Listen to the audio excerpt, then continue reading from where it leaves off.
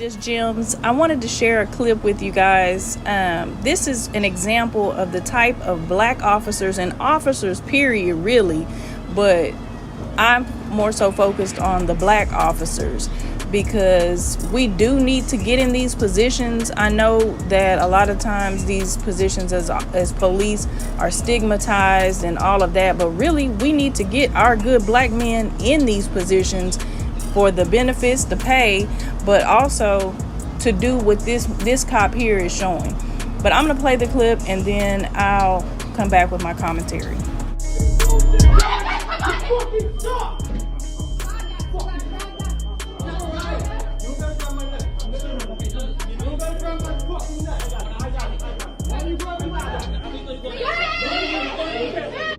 As we can see, things are starting to escalate. They're coming out of the courtroom, and obviously something didn't go too well. But the guy is saying, get your hand off my neck. You don't have to put your hand on my neck. And instead of backing off, it looks like the officer starts to get more aggressive. So let's continue and see what's happening.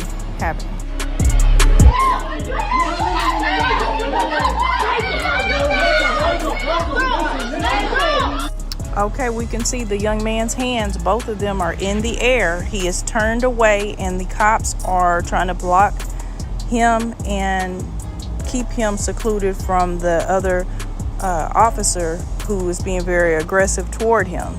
Let's continue.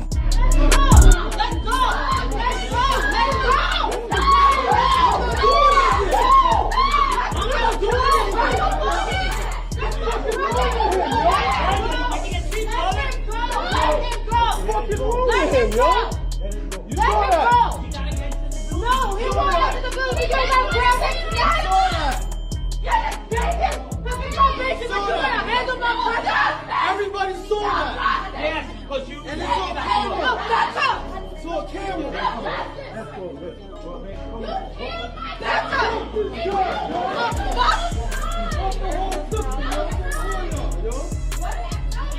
They gave him boot camp after killing my dude.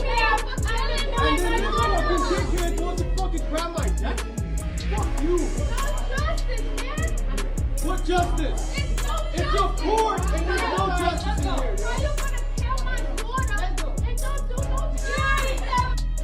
In case you didn't hear it, the mother said, how you gonna kill my daughter and get no time? Apparently, whoever killed her daughter and this man's sister was given boot camp and not any type of prison time. Now, we don't know the circumstances that happened that caused the lady's death, but we do know this family just went through something in that courtroom and that left them feeling hurt and very emotional. So you would think that an officer or anyone around that courtroom would have compassion for what just took place. And instead, he becomes a violent prick that wants to control this black man. The black man is putting his hands up. He's saying, you know what I'm saying? He's not doing anything aggressive towards the cop, threatening the cop or any of that. And this cop is so charged up, he's ready to turn on his own brothers in blue, because they are holding him back. It has taken a whole force to hold him back from going to aggress this man who is unarmed in a courtroom, outside the courtroom, who just found out his sister's killer is not going to prison. And these are the people that are on the streets. And I'm so glad that this particular brother, the black man, out of all those cops, he was the first one to get in there and make sure he got his hands off this man's neck and got control of the man. Got control of the other officer. So I'm glad he was there, because we don't know how this could have ended. And clearly the situation didn't call for all of that type of behavior from that officer. So it makes me wonder, what is he on? Either he has a disdain and disgust for black people or black men or something, because we don't see the dynamics between him and this black officer except him getting upset because he's being pulled back. But there's obviously something there. He doesn't need to be on the force dealing with any kind of people, because if this guy were on the street with another cop, we don't know that I want to know how many bodies he's dropped, how many bodies are under his belt, because with a temper like that can't be controlled, he's in a controlled environment. He's in the courthouse with several other officers, and he is unhinged, acting a fool, and he's also being recorded, and he's still acting a fool. So imagine on a dark street and nobody's there but whoever's getting stopped or whoever's walking minding their business. This is the problem. These are the type of police that are the problem. This man right here, this devil in a badge, with a badge, he needs to be removed from the force, and he shouldn't be able to work anywhere as a police officer ever again. But we know that's not how it typically works. If they find him, he'll go ahead and resign and go to a different precinct somewhere. But if I find that out, I will be sharing that information as well.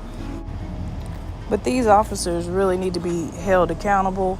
Anytime they discharge their weapon or have some kind of violent encounter with a criminal or suspect or whatever, just like if you were on a regular job and you crashed a forklift or you did something, they need to be drug tested. A lot of them, we don't know what substances they may be on, alcohol. There have been several police that have been pulled over, and even in their squad car, that end up getting a DWI. Some of these people are out here on prescription meds, they're on meth, they on coke, they lick it up, and they are running around with guns and power and authority.